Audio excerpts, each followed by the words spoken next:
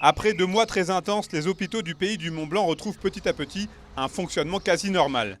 Et même si les règles de distanciation et les gestes barrières sont encore bien présents, les pics de surfréquentation et les risques de saturation appartiennent désormais au passé. Et sur le site de Sallanches, la crise liée à la pandémie de Covid-19 a dans l'ensemble été bien gérée, malgré 23 décès au total.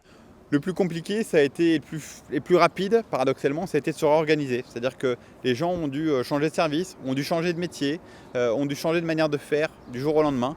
Et c'est ça qui n'a pas été évident pour les équipes. Tout le monde a été dans le même sens, il y a eu une même volonté d'avancer. Tout le monde a souhaité aider pour le Covid.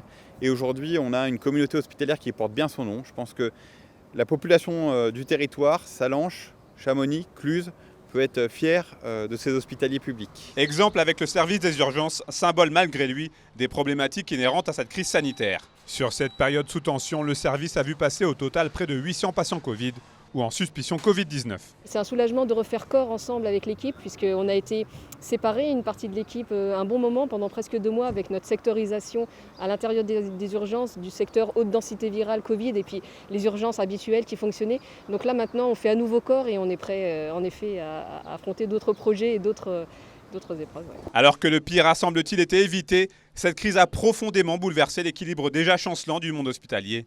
Le monde d'après devra en tirer les conséquences. Le point un petit peu plus négatif, c'est quand même le manque de préparation de notre système de santé à cette épidémie. Il y a beaucoup de questions qui se posent. Là, je pense qu'il va falloir plus anticiper ce type d'épidémie. Et puis, il va falloir donner des moyens à l'hôpital, bien sûr, pour qu'il puisse continuer à assurer ses missions. Et pour reprendre les propos de Michel Morisseau, le président du conseil de surveillance des hôpitaux du Pays du Mont-Blanc ce jeudi matin, la gestion de cette crise peut se résumer en 3 mots: partage, respect et solidarité.